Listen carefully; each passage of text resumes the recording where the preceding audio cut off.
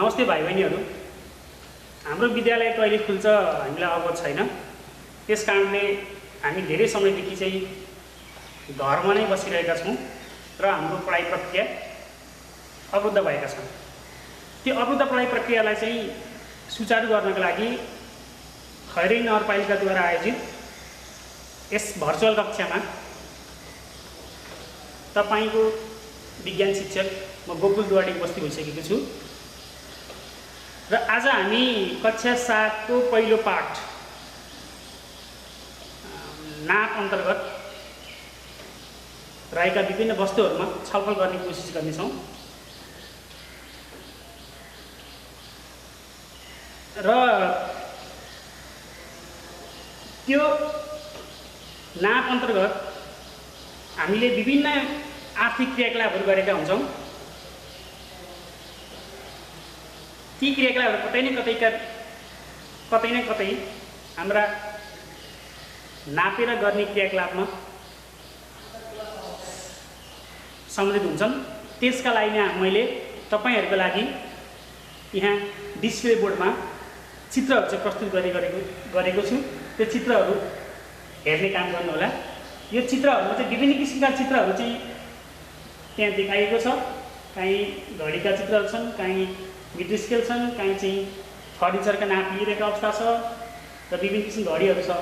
हो यस्ता क्रियाकलापहरू हामीले दैनिक जीवनमा गरिरहेका हुन्छौँ र ती क्रियाकलापहरू चाहिँ नापसँग सम्बन्धित हुन्छन् र नाप बिना चाहिँ त्यस्ता क्रियाकलापहरू गर्न हामीलाई असम्भव नै हुन सक्छ। यदि हामीले गरिहाले पनि के हुन्छ, त्यसका सही सदुपयोग नहुन सक्छ। त्यसकारणले आज हामी नापमा रहेर विभिन्न विषयवस्तु छलफल गर्छौँ। जस्तो तपाईहरु त्यहीँ बसिरहनु भएको छ र त्यहाँ टेबल हुनसक्छ, कुर्सी हुनसक्छ, तपाईसँग किताबहरू छ, ज्योमेट्री बक्स छ, ती कति लामा छन्, त्यसको लम्बाइ कति हो, चौडाइ कति होला, मोटाइ कति होला भन्ने विषयवस्तु उठ्न सक्छ। त्यस्ता विषयवस्तुहरूलाई हामीले नापद्वारा व्यक्त गर्न सकिन्छ। त्यसकारणले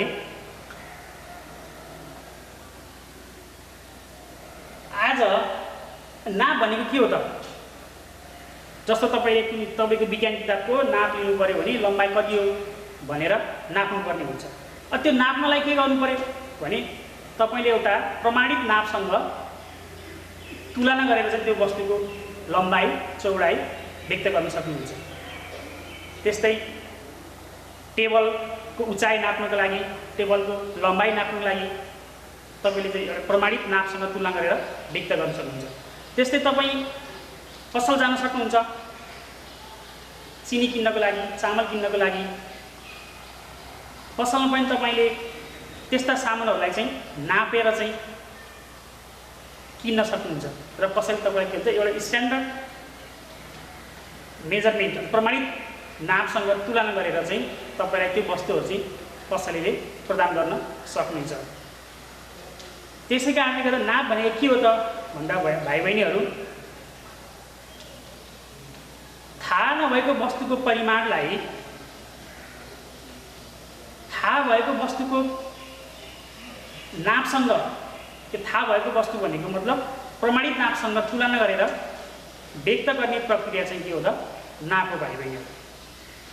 जस्तै तपाईँ सामान किन्न पसल जानुभयो, 1 किलो चिनी किन्न पसल जानु भएको छ।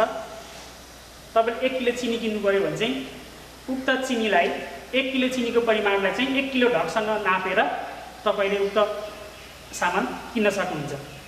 हो त्यो 1 किलोग्राम ढक भनेको प्रमाणित नाप हो भाइ बहिनी। त्यही 1 किलो ढकलाई तुलना गरेर के गरिन्छ, हामीले 1 किलो चिनीको मात्रा परिमाण चाहिँ के गरिन्छ, निर्धारण गर्ने काम गरिन्छ। त्यसैले नाप भनेको भाइ बहिनीहरू थाहा नभएको वस्तुको नापलाई प्रमाणित नापसँग तुलना गरेर व्यक्त गर्ने प्रक्रियालाई चाहिँ हामीले नाप भनिन्छ। The process of comparison between unknown quantity with standard known quantity is called measurement. Means हामीसँग कुनै वस्तु छ, त्यसको नाप कति हो, लम्बाइ चौडाइ अथवा मास कति हो थाहा छैन, र त्यसलाई हामीले के भन्छ प्रमाणित नापसँग चाहिँ तुलना गरेर चाहिँ त्यो वस्तुको चाहिँ एक्चुअल मास लिने गरिन्छ अथवा नाप लिने गरिन्छ भने त्यो वस्तु त्यस्तो प्रक्रिया चाहिँ के हो त नाप हो भाइ बहिनीहरू। र अब यस्ता नाप भएन भने के हुन्छ भन्दा हामीले कुनै पनि कामहरू गर्दा चाहिँ नापेर गरिएन भने त्यो काम ठिकसँग नहुन सक्छ, वस्तुको सही परिमाण नहुन सक्छ र हामीले भनेअनुसार चाहिँ त्यस्ता कामहरू सम्पन्न नहुन सक्छन्। जसले गर्दा हाम्रो समयको सदुपयोग नहुने, त्यस्तै खर्च बढ्ने जस्ता किसिम पनि हुन सक्छन्। त्यस कारणले दैनिक जीवनमा नापको चाहिँ अति महत्त्वपूर्ण हुन्छ। यति गर्दा हामीले 6 कक्षामा पनि के हुन्छ हामीले पढिसकेका विषयवस्तुहरू हो। अब हामी आज 7 कक्षाको विज्ञान विषय अन्तर्गत पहिलो पाठको मेजरमेन्टमा रहेका विषयवस्तु जाउँ। त्यहाँ मेजरमेन्टमा अब हामीले पढ्नुपर्ने 7 कक्षामा पढ्नुपर्ने विषयवस्तु छ एसआई एकाइ। एसआई एकाइ पढ्नुभन्दा पहिला हामी सरस्वती एसआई एकाइ किन बन्यो, किन चाहियो भन्ने विषयवस्तु जाउँ भाइ बहिनीहरू। जस्तै एसआई एकाइ किन चाहियो त, किन त्यसको स्थापना भयो भन्दा पहिला के थियो, विभिन्न देशहरूमा विभिन्न किसिमका नापका प्रणालीहरू अपनाइन्थ्यो र ती नापहरू सबै एकरूपता थिएनन् र वस्तुहरूलाई मापन गर्दा चाहिँ विभिन्न किसिमका वस्तुका विभिन्न किसिमका परिमाणहरू आउने काम गर्थे। त्यसकारणले गर्दा के छ, हामीले हरेक ठाउँमा विभिन्न देशमा अथवा नेपालमा एउटा मेजरमेन्ट गरेको वस्तुलाई अन्त विभिन्न देशमा लगेर पनि मेजरमेन्ट गर्दाखेरि चाहिँ एउटै नाप आओस् भन्ने उद्देश्यले अथवा नापमा एकरूपता होस् भन्ने उद्देश्यले चाहिँ एसआई एकाइको स्थापना हुन गयो भाइ बहिनीहरू। त्यस कारणले के छ, हामीले हाम्रो देशमा नापिएका त्यस्ता परिमाणहरू, भौतिक परिमाणहरू र विदेशमा गएर मापन गर्दा पनि के हुन्छ, हाम्रो यहाँ जति छ विदेशमा के हुन्छ त्यति नै परिमाण रहेको हुन्छ। त्यसको कारण हो एसआई एकाइ अथवा विश्व होइन के छ एसआई एकाइको रूपमा प्रयोग भएको छ।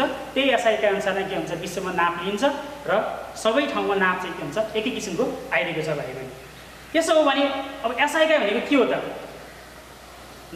सन् 1960 मा वैज्ञानिकहरूको अन्तर्राष्ट्रिय भेलाले, जुन भेला चाहिँ फ्रान्समा सम्पन्न भएको थियो, त्यो भेलाले चाहिँ विश्वभरि नै नापमा एकरूपता ल्याउनको लागि एउटा अन्तर्राष्ट्रिय प्रणालीको विकास गर्यो, जुन प्रणाली विश्वभरि नै नाप्नको लागि प्रयोग भइरहेको छ। र त्यही अन्तर्राष्ट्रिय प्रणालीलाई नै हामीले के भनिन्छ एसआई एकाइ भनिन्छ भाइ बहिनीहरू। होइन मैले भनिसकेँ, त्यही एकाइको प्रयोग गरेर चाहिँ वस्तुको नाप लिँदाखेरि नेपालमा कुनै वस्तु छ, तिमी नेपालमा 1 किलो चिनी मापन गर्दा विदेशमा गएर मापन गर्दा पनि 1 किलो चिनी मापन गर्दा के हुन्छ बराबर हुनसक्छ। जस्तै तिमी नेपालमा किनेको 1 मिटर कपडा तिमी विदेशमा गएर त्यही 1 मिटर कपडा मापन गर, त्यो पनि के हुनसक्छ इक्वल आउनसक्छ। त्यो कारण के हो त भन्दा एसआई एकाइको कारणले गर्दा नै यस्तो सम्पन्न भएको छ, जसलाई विभिन्न देशहरूले चाहिँ प्रयोग गरिरहेका छन्। त्यस कारणले नै हामीले वस्तु आयात निर्यात गर्नको लागि, अन्तर्राष्ट्रिय व्यापार गर्नको लागि जस्ता काममा पनि के हुन्छ एसआई एकाइको प्रयोग भएको छ। अब यस्ता एसआई एकाइहरूको एकाइहरू चाहिँ निश्चित मात्रामा हुन्छन्। जस्तो लम्बाइ नाप्ने एकाइ हुनसक्छ, पिण्ड नाप्ने एकाइ हुनसक्छ, समय नाप्ने एकाइ हुनसक्छ। यस्ता विभिन्न भौतिक परिमाणहरूको चाहिँ फिक्स एकाइहरू हुन्छ, प्रमाणित एकाइहरू हुन्छ। त्यो एकाइको बारेमा हामी छलफल गर्छौँ। जस्तो तिमीले 1 मिटर कपडा किन्न तिमी पसल गयो भने कसैले साउदीले चाहिँ 1 मिटर स्केलद्वारा चाहिँ कपडा नापेर तिमीहरूलाई दिनुहुन्छ भाइ बहिनी हो। त्यो 1 मिटर स्केल भनेको एसआई एकाइ अन्तर्गत रहेका स्ट्यान्डर्ड मेजरमेन्ट हो, प्रमाणित नाप हो। त्यही 1 मिटर स्केल अनुसार नै के हुन्छ लम्बाइको लागि हामीले मिटरमा नाप्ने गरिन्छ, लम्बाइलाई मिटर नाप्ने गरिन्छ। त्यस्तै पिण्डलाई किलोग्राममा नाप्ने गरिन्छ, समयलाई सेकेन्डमा नाप्ने गरिन्छ, क्षेत्रफललाई वर्ग मिटरमा नाप्ने गरिन्छ अथवा न्युटनलाई नाप्ने गरिन्छ। यी एकाइहरूलाई चाहिँ हामीले एसआई एकाइहरू भनिन्छ। अब एसआई एकाइको महत्त्व किन छ त भन्दा अहिले मैले भनिसकेँ भाइ बहिनीहरू, अन्तर्राष्ट्रिय व्यापार गर्नको लागि, प्रयोग गर्न सजिलै प्रयोग गर्नको लागि र अन्तर्राष्ट्रिय स्तरमा चाहिँ वस्तुहरू साटफेर गर्नको लागि हुन्छ एसआई इकाइहरूको हामी प्रयोग गर्न सक्छौँ। अब यस्ता एसआई इकाइहरू एसआई इकाइको स्थापना भएपछि नै के हुन्छ, विश्वमा नाप्न एकरूपता आयो र हामी सबै ठाउँमा चाहिँ लिएका मेजरमेन्ट चाहिँ बराबर परिमाण निस्किए र वस्तु चाहिँ साटफेर गर्न, वस्तु किनबेच गर्न र हाम्रो राज्यमा यस्ता क्रियाकलाप गर्न सम्पन्न भयो। यी भाइ बहिनीहरू एसआई इकाइको बारेमा हाम्रो छलफल।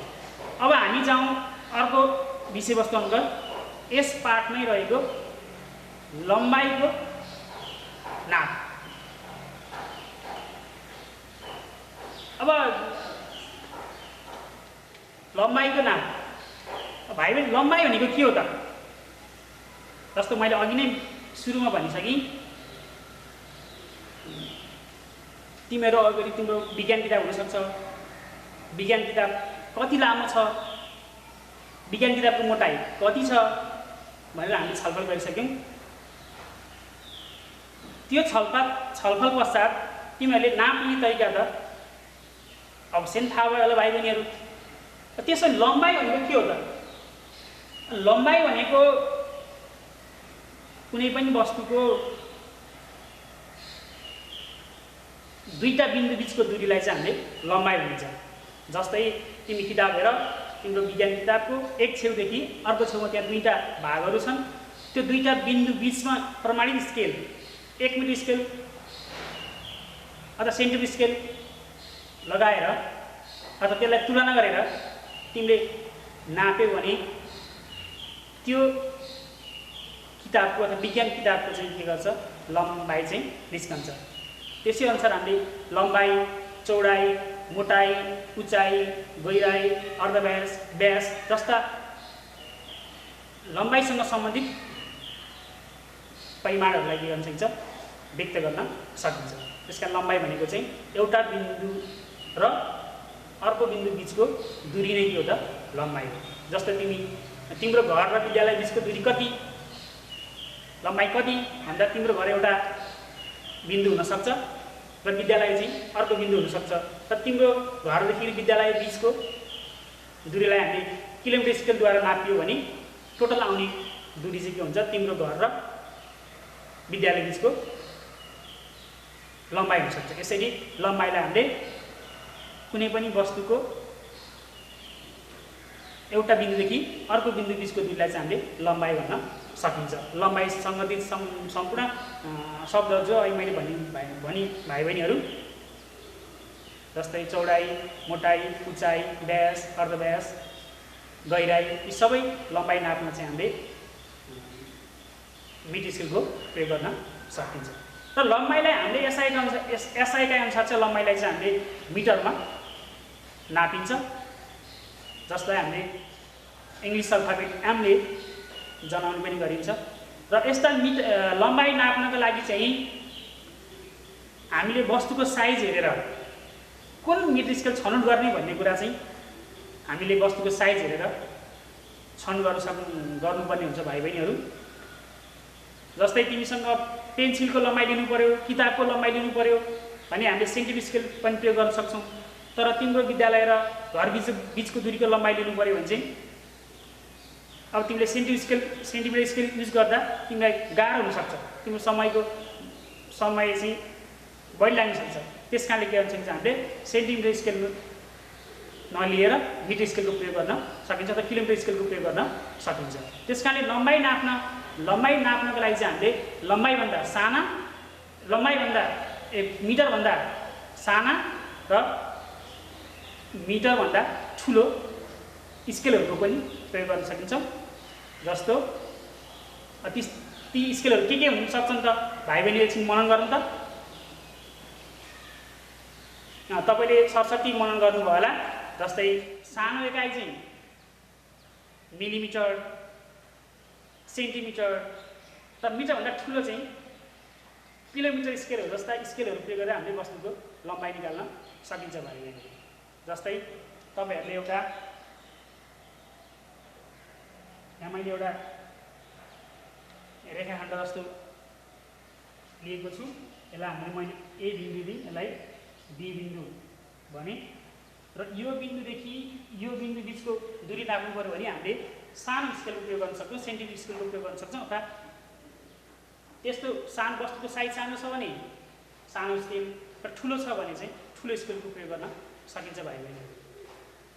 र आज हामीले यी विषयवस्तुहरूमा छलफल गऱ्यौँ र जस्तै यहाँ हेर्न सक्नुहुन्छ भाइ बहिनीहरू,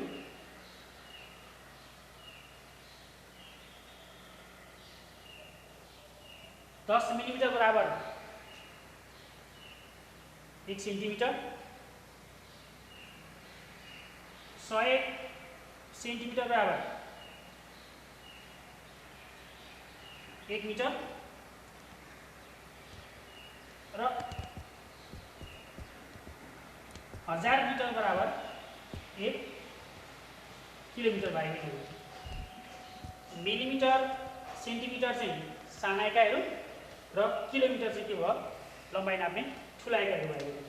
यी विषयवस्तुहरूमा छलफल गरिसकेपछि अब तपाईहरूलाई चाहिँ मैले घरमा रहेर गति गृहकार्यको रूपमा चाहिँ विभिन्न प्रश्नहरू दिन गइरहेको छु। त्यो प्रश्नहरूलाई चाहिँ तपाईले कपीमा टिपेर त्यसलाई हल गर्ने कोसिस गर्नुहोला। पहिलो प्रश्न छ, नाप भनेको के हो? नाप भनेको के हो? दोस्रो प्रश्न छ, एसआई एकाइ भनेको के हो? लम्बाइ, पिण्ड, समय र तापक्रमको एसआई एकाइहरू के हुन सक्छन्? र अर्को क्वेसन छ, लम्बाइ भनेको के हो? लम्बाइको एसआई एकाइ के हो? यी विषयवस्तुहरूलाई घरमा हल गर्ने कोसिस गर्नुहोला।